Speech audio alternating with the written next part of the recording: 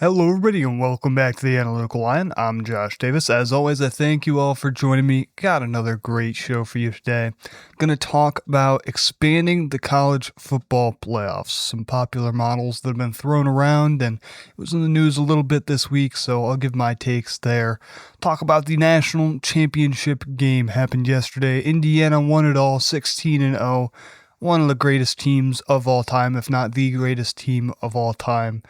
What an incredible story, and I'll talk about what happened in the national championship game for them to finish it off. And then I'll talk about some Penn State hoops to finish our show off. Rough week for Penn State basketball. It's been sort of a rough season for Penn State basketball, you could say, but they're returning to Rec Hall later this week to play Wisconsin, so hopefully there's some fight left in Penn State basketball to try and get a nice win there for all the fans going to the game in Rec Hall. Let's start off this show with some new playoff formats. I'll talk about this. You know it's the off season when I start talking about stuff that's not directly related to stuff happening on the field. But yeah, let's jump right into this. There are two expansion models that are legitimately being considered right now as the conferences, the commissioners, the playoff committee, as people meet together and try to figure out what expansion model should happen, if any expansion should happen. The committee met on the 18th. They must make a unanimous decision before January 23rd, otherwise the playoffs remains at 12 teams.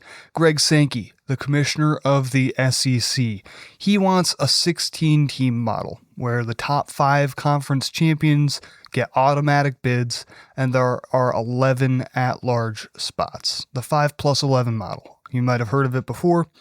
Tony Petitti, the Big Ten commissioner, wants a 24-team playoff. Different ideas for how best to implement a 24-team playoff have been thrown around. The most popular idea was having auto bids for each of the Power 4 conferences, and a new idea is a 24-team playoff with just one automatic spot for the highest-ranked group of 6 champion. This hasn't been formally presented yet, but the logic is that a wide-open playoff would be more enticing to the SEC than guaranteeing other conferences getting a bid. Listen, the two conferences have tried to meet in the middle, which is the most likely scenario. What I would bet is going to happen is that there will be an agreement to go up to 16 teams with the 5-11 format for a few years, and then you'll have a 24-team format scheduled to come after that.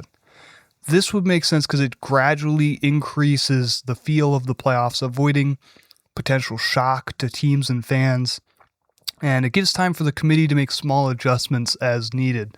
I think about the way that the 12-team playoff was initially introduced, with having the top 4 teams only being conference champions, and with that being abolished after just 1 year, to the fact that then the top 4 teams are just the top 4 teams of the country. It makes so much more sense now. It almost feels crazy that we were in the other format for a year. And if you look at that bracket, it looks so silly with Arizona State and Boise State having buys and being 3 and 4 on the bracket. So yeah, they fixed that. But I'm simply saying that if you give more time to the committee to see how things work out and see with that 16-team bracket and kind of feel how that goes, you can smooth things out before you even get to a potential 24-team bracket. So that's a potential advantage of going from 16 then to 24.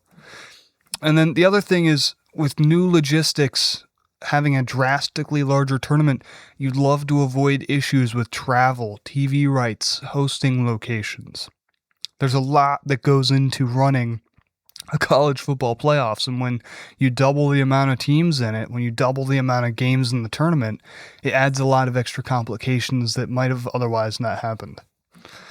One of the things that I love about the 24-team model is that the top 12 teams in the country all get to host a playoff game in their home stadiums.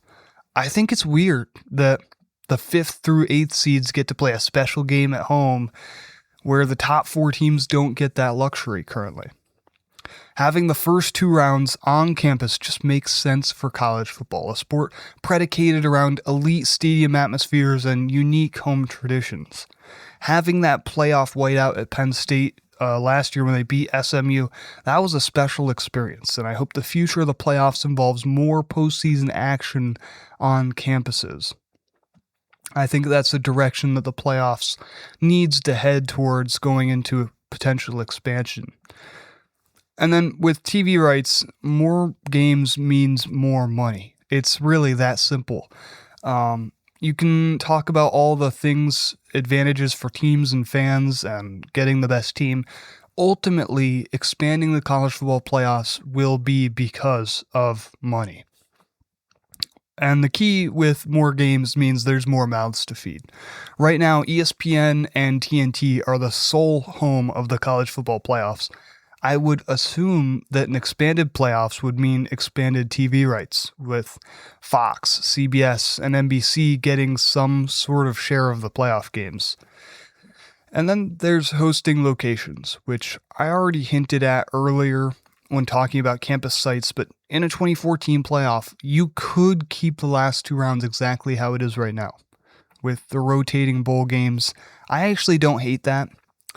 I dislike that the national championship game is at just some random neutral site. I know they just announced this morning that 2027 is going to be in Las Vegas. Just why? Why does the national championship need to be in Las Vegas? Why does it have to be in Miami? None of these places hold sentimental value to any college football fan or player. They're just random cities that happen to be good for hosting events. I would rather playoff games be how it is in the NFL, where it's a random college football team, whether you selected a random Power 4 team or whether it was just a random Big Ten or SEC team. I wouldn't care. I think it would be so much cooler having the national championship at a campus site, or even if you just said the national championship is just at the Rose Bowl every year. If that's the significance of the Rose Bowl, I think that would be very neat. I think that would make a lot of sense. But as of right now, with the way that the college football playoff makes these agreements, the national championship is set for many years in the future. They choose those locations many years in the future, so that wouldn't be changing for a while. The interesting thing right now is bowl games as a whole would probably look different with a bigger playoff. And I don't want to say that bowl games wouldn't mean anything, but if you had a 2014 playoff and basically every team in the AP top 25 was in the playoffs, there's really no bowl games that you can look at and be like, ooh, it's a top 20 matchup between Michigan and Texas, or Georgia Tech and BYU in the Pop-Tarts Bowl. Yes, you would probably still watch the Pop-Tarts Bowl. It would be a lot of fun, but it's not going to be between two top 25 teams anymore. You're really only going to be watching the playoffs for those top teams. You'd be watching other bowl games just to see other bowl games, just as it is right now. You know, you can go watch the Cricket Celebration Bowl or whatever bowl you want to watch, and it's fun entertainment. But it wouldn't have the same significance of two elite teams going up against each other that it used to have. That would be reserved for a bigger playoffs, and I think that's okay. The goal of the playoffs is to pit the best teams in the country against each other. That's what bowl games were already doing at a very inefficient level, and now the playoffs just takes that and says, hey, we can do that, and we can make this even more important. And we could say these top teams are now playing for a national championship game, not some random bowl game with some random trophy at some random location. Here's my take on expanding the playoffs. I just love football. I want more football. The playoffs are awesome.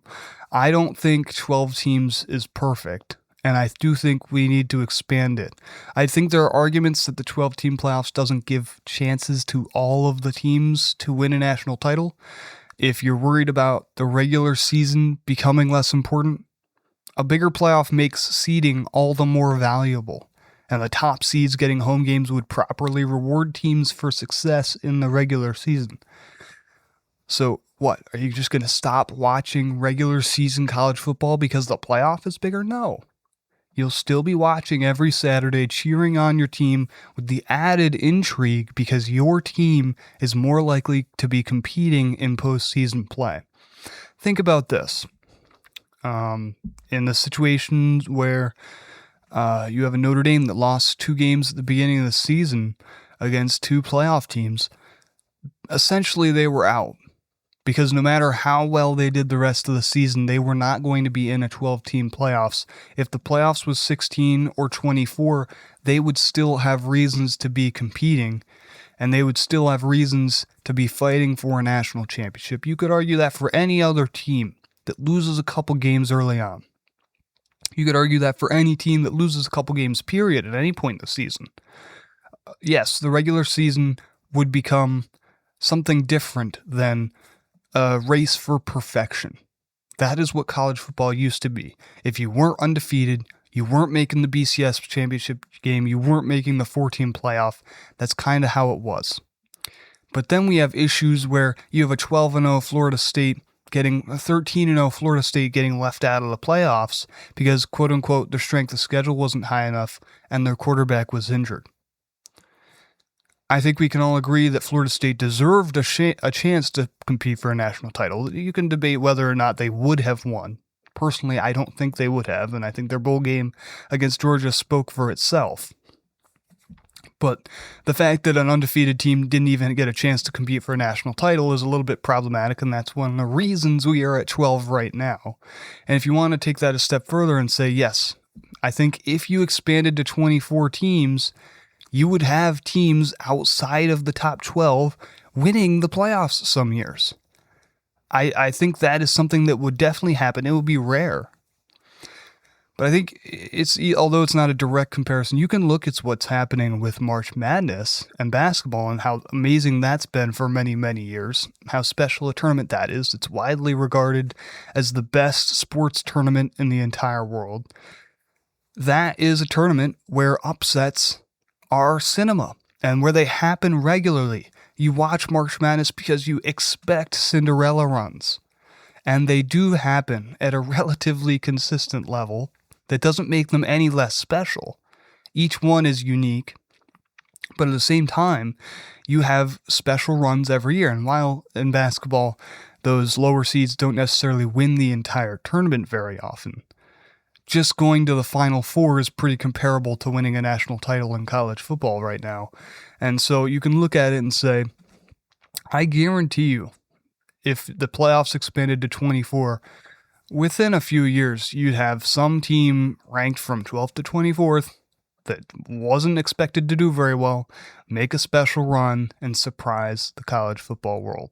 And I think that's one of the reasons why expanding the playoffs would be so much more entertaining for fans and would make the regular season so much more important for those kind of teams that are being underrated because they lost a game early on, because their schedule isn't as difficult. Maybe they're a group of 5, group of 6 team where they haven't had a tough schedule because their conference is just that weak, but they are a very strong team, like a 2017 UCF or a 2023 James Madison.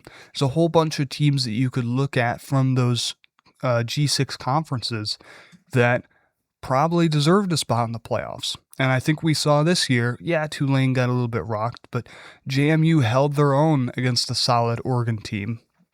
I think at some point, if you expanded the playoffs, we would see G6 teams having success in the playoffs, actually winning games, actually pulling off upsets. And you think about what that could do for the secondary level of college football in terms of recruiting and NIL.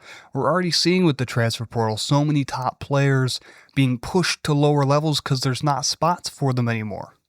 With so many players coming back, I know Penn State's defense next year is going to have an 8th-year senior, a couple 6th-year seniors, a couple 5th-year seniors. Where does that leave the redshirt sophomores and juniors? Where do they go if they can't get a spot? That ends up being at the G6 level, the FCS level. The trickle-down effect is currently happening before our eyes, and that's going to lead these lower levels to play higher quality football. As a whole, college football, the level of quality of play is rising every single year as less and less players go to the NFL and college football grows as a brand. It's awesome. And I think as a whole, I think you need to look at that and say an expanded playoffs would only do more for the sport. And if you got the scheduling right, if you were able to fix some of the issues with, it's mid-January, we just waited a few weeks until the national championship game, the hype is kind of dying down. If we can get things figured out with that, and we can make a truly exciting tournament that college football fans can rally around, and it's not directly competing with the NFL playoffs on TV. If we can get these things right, and we can execute this perfectly, a 24-team playoff, a 16-team playoff, whatever you think is right, it could be perfect for college football, and it could be exactly what college football needs in the modern era. Talk a few minutes here about this Indiana-Miami game, and then I'll talk about Penn State basketball to finish things off. 27-21, the Hoosiers did it. 16-0, first team to do that since like 1800s Yale. I said it on the show last week. Just a special season, something that we hadn't really seen before. And then when you talk about how this Indiana team was pre-ranked coming into the season, they weren't pre-ranked. This is one of those things where this team came out of the blue. Nobody saw this coming, not even me. When I was talking about top quarterbacks in the Big Ten next year, I was projecting Dante Moore, Drew Allar, Luke Altmaier, maybe Julian Sayin, maybe Damon Williams. I had no idea. I even thought Mark Gronowski was going to be a better quarterback at Iowa than Fernando Mendoza was for Indiana this year. That says how much people thought of Mendoza and this Indiana team as a whole going into this season. I remember I was talking about Illinois and Washington being the kind of dark horse teams in the Big Ten behind Ohio State, Michigan, Penn State, Oregon. Those were the top teams in the conference, and none of them came really that close to hanging with what Indiana was able to do this year. Penn State, their 24 points against Indiana was the most Indiana allowed all season long. That effort in Beaver Stadium was the closest any team gotten to beating Indiana this season. This Indiana team was undefeated. A perfect season. And in this national championship game, they weren't perfect. They made a few mistakes here and there, but they avoided the big ones. And at the end of the game, when Miami needed a big play, they made their biggest mistake. Carson Beck with a horrific interception. It's what I said on the show last week. It's what Beck is known for, collapsing on the biggest stages. And it happened here on the biggest stage in the national championship game. So, yeah, really exciting game. That 12-team playoffs the last 2 years has produced the best national championship games we've seen for a long time. With Notre Dame, Ohio State last year being really close and having a big comeback effort from the Irish. And this year with Miami trying to make a similar comeback effort and Indiana staving them off and coming up with the interception to seal the deal. Really exciting games. Just, I'm not a fan of either Miami or Indiana, but really exciting game to watch. I was on the edge of my seat the entire time. The performances from Mendoza and Black and Cooper and Charlie Becker. Man, what a season for Charlie Becker, huh?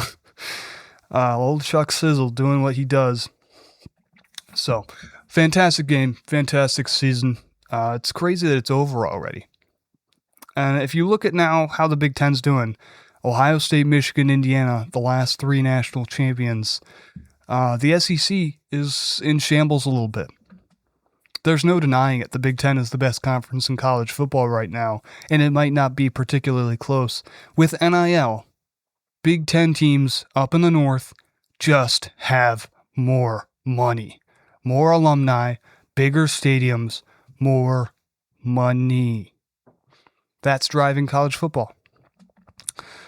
When you have an Indiana team that's the losingest team in college football history, and they have a little bit of success because they make some perfect hires, perfect decisions. And the key is this will be Curt Cignetti's least talented Indiana team. You see the transfers he's bringing in. Josh Hoover, a slew of other guys, a supporting cast.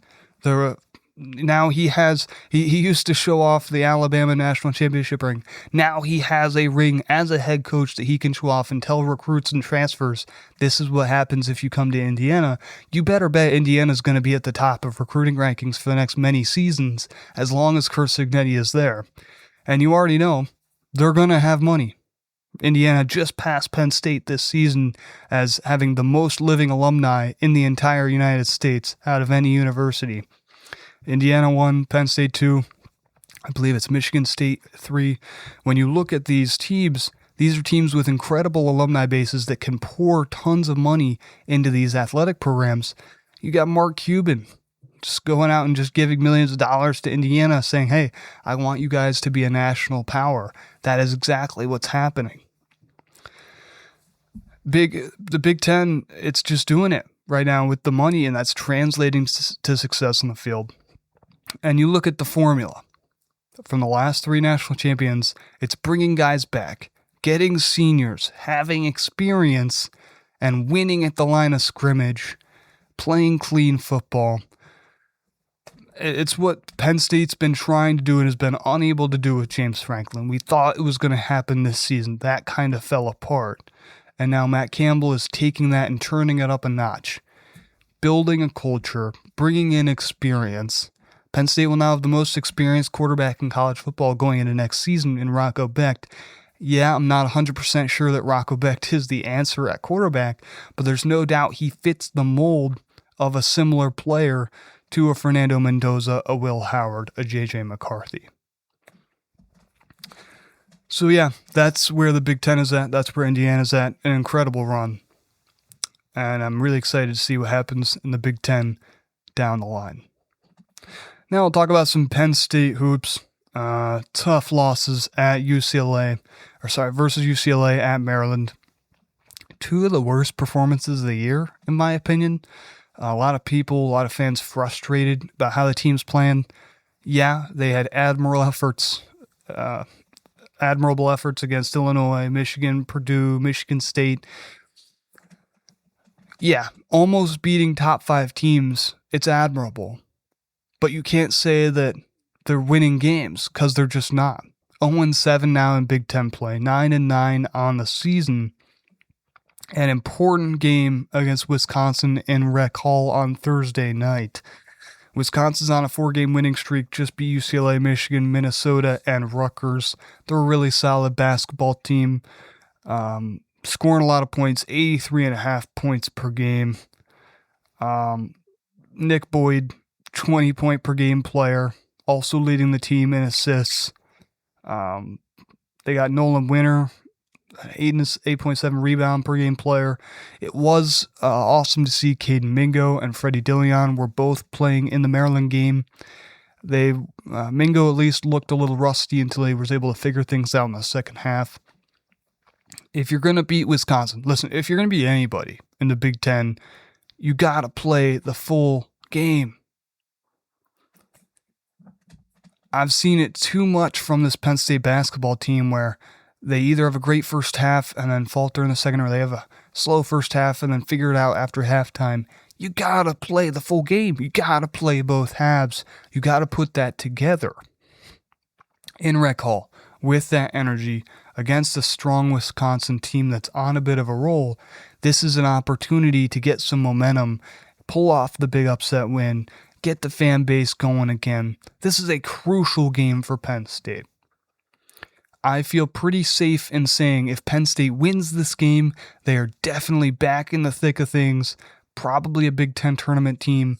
Got the injuries kind of past them. Let's go. It's time to roll. If you lose this Wisconsin game, I don't want to say I'm just giving up on this season. That's the complete wrong attitude and the wrong takeaway from this. But I'm saying if Penn State loses this Wisconsin game, there's a pretty low chance they make the Big Ten tournament this year. Just with the way the math rolls out, they're already the last team in the Big Ten standings. You really got to win this one. And it's possible. We've seen this team when they're playing their best basketball, when they're playing well, when they're rebounding, when they're shooting well, when they're able to get set up on defense. This team has the talent to hang with almost anybody. Should have beaten Michigan, could have beaten Purdue, could have beaten Illinois, Michigan State. Wasn't able to pull out any of those. But the key is this team was playing really high-level basketball. Got to figure out a way to put it all together. I think it goes through Mingo being back, goes through Dillon being able to hit shots. The key is this team's just not shooting well enough from three-point range. The beginning of the season, it was, okay, this team's not making free throws. Got to make our free throws. That could be an issue later. Now they're making free throws. I love to see that. But the three-point stuff has just dried up. And very rarely this team is putting together really solid 3-point numbers. I don't even think I could point to a single game this season and was like, oh yeah, we were red hot that night. That just hasn't happened yet. So if you go into rec hall, special environment, all that, and you are red hot, because I remember a couple years ago, tough game against Illinois. Terrence Shannon Jr., I forget the other dude name who choked away the game. But that was a really special environment in rec hall, making that comeback with a minute left. The threes, the steals with Puff Johnson, the Zach Hicks three, and then the free throws to finish off the win. The court storm after. Last year in rec hall, it was a completely different story. Solid first half, completely fell apart in the second against Ohio State. An embarrassing effort in front of a great crowd. You gotta take advantage of this game. It's the one game, the one whiteout in your schedule. It's like the whiteout for Penn State football. Such a crucial game to win because it's the one game that you can get that extra juice out of, that extra advantage. I don't think Penn State should move to rec hall permanently. Yes, it's a great atmosphere. I'm fine with it being a special one-time thing. The arena is really not built for basketball games. It's really tough to watch a game as a fan there. Although it is a special environment, yes, it is loud. The BJC is better in a lot of ways logistically, but it is special to have that one game there. And Penn State needs to take advantage of this. Mike Rhoades needs to take advantage of this game and get a big win against Wisconsin. So I'll see you all there Thursday night at Rec Hall. If you see me there, say hi. I'll be happy to talk with you. And that'll be all for my show today. Stacked One, let me know what you think of the college football playoff expansion, what models you want to see. If you don't want expansion, let me know. I'm curious to see. That'll be all. And as always, go Nittany Lions.